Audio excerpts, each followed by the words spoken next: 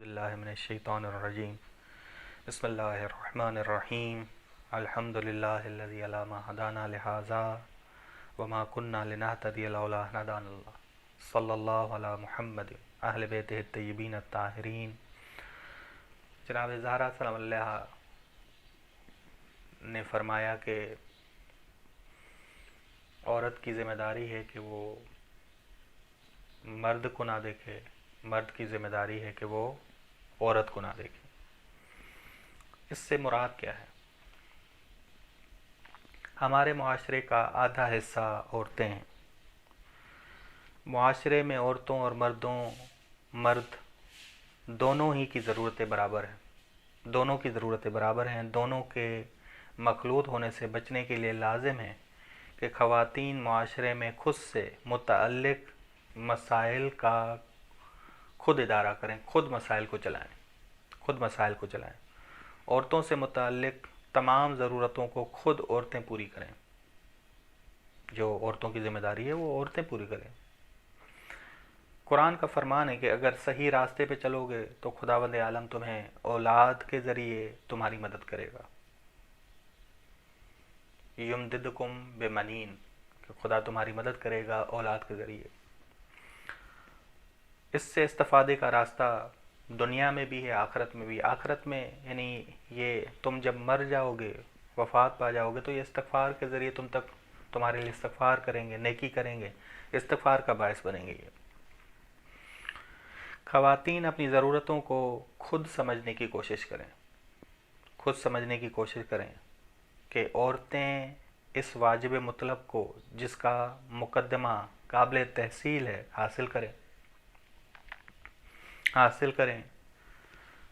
معاشرے کا یہ قانونی مطالبہ ہے۔ ماں بننا عورت کی ذمہ داری ہے۔ حکومت بھی وسائل فراہم کرے، مناسب مقدمات فراہم کرے کہ ایسی تربیت کی جائے عورت کی کہ وہ صحیح ماں بنے۔ عورت کی بھی خود ذمہ داری ہے کہ وہ ماں بننے کے لیے آمادہ ہو اور اپنے آپ کو پیش کر دے تربیت کے لیے، پیش کر دے۔ قرآن کریم میں لفظ استعمار کے معنی یہ ہیں کہ خداوند عالم نے تمام امکانات، عقل انسانوں کو دی ہے۔ اس نے انسانوں کے لیے زمینیں فراہم کیے ہیں تاکہ وہ زمینوں کو آباد کریں، بیگانوں کو پھیلنے کا موقع نہ دیں، بلکہ خود انسان خود کا مالک اور مختار ہے، با اختیار ہے۔ انسان با اختیار ہے۔ زمینوں کو آباد کرنے کا مقصد سالم اولاد ہے، اولاد کی صحیح تربیت کرنا۔ ماں صحیح ہوگی تو اولاد صحیح ہوگی، بس یہ خدا ہم سے مطالبہ کرتا ہے کہ اولاد کی صحیح تربیت کرو۔ یہ جناب زہرا سلام اللہ علیہ نے بخوبی اسے انجام دیا کہ کھیلنے کے دوران ہی جناب زہرا سلام اللہ علیہ توحیدانہ تربیت کرتی تھی امام حسن اور امام حسین کی۔ کھیلنے کے دوران ہی رسی پکڑواتی تو جناب زہرا سکھاتی کہ حق کی رسی ہمیشہ پکڑ کے رکھو، اللہ کی رسی ہمیشہ پکڑ کے رکھو، ولایت کی رسی ہمیشہ پکڑ کے رکھو،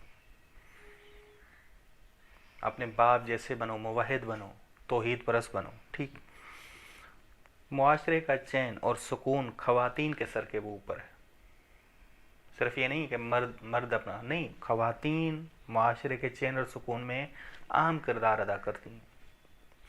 اگر عورت معاشرے میں چین اور سکون فراہم نہ کر سکے تو پھر یہ الہی ذمہ داری کو ادا نہیں کر پائے گی۔ یہ الہی ذمہ داری ہے، ماں ہی ہے جو چین اور سکون فراہم کرے گی۔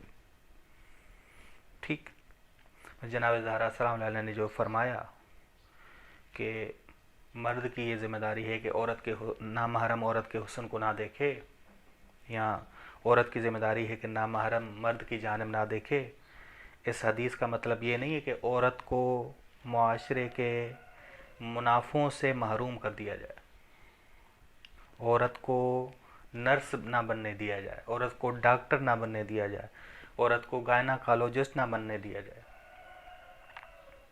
یہ مراد نہیں ہے۔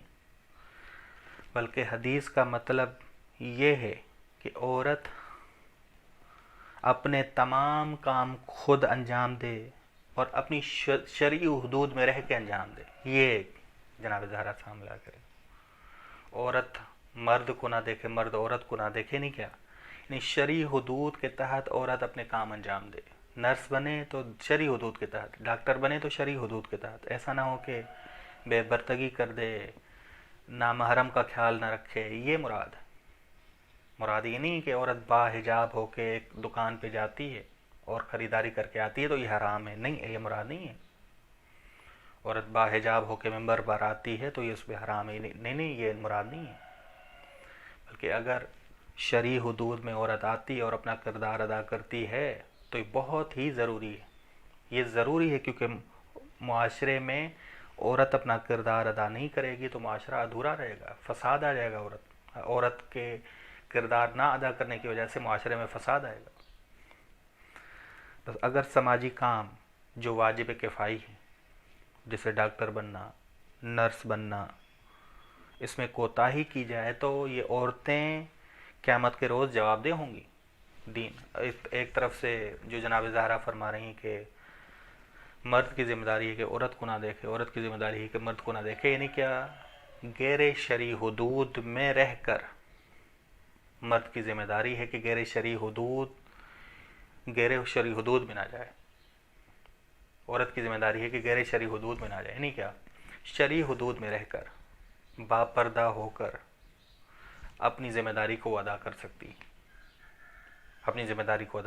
بس جناب زہرا سلام اللہ علیہا نے فرمایا کہ ایک نابینا صحابی کے سامنے رسول خدا سے کہا کہ عورت کی یہ ذمہ داری ہے کہ مرد اسے نہ دیکھے، اور مرد کی یہ ذمہ داری ہے کہ وہ عورت کو نہ دیکھے. مراد یہ نہیں ہے، مراد یہ ہے کہ عورت کی یہ ذمہ داری ہے کہ وہ نامحرم مرد کو جو ہے شرعی حدود کے بغیر، یہ ذہن میں رکھیے گا، شرعی حدود کے بغیر نہ دیکھے. اگر عورت اپنے باحجاب ہو کے آئی ہے، چاہے ایسا نہیں ہے کہ مثال کے طور پہ اگر عورت کو پتہ ہے کہ فلاں محفل میں اندھے ہیں لیکن اپنی شرعی حدود کو پورا کر کے جائے، با پردہ ہو کے جائے، حجاب والی بن کے جائے.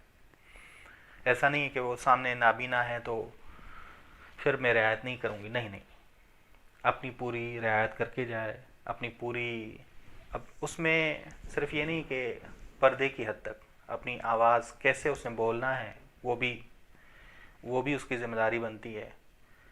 ایسا نہ ہو کہ اس طرح بولے کہ سامنے والے کو لالچ دے، چاہے وہ نابینا ہی کیوں نہ ہو. بس عورت کی ذمہ داری ہے کہ وہ شرعی حدود کے ساتھ معاشرے میں جائے اور اپنا کردار ادا کرے.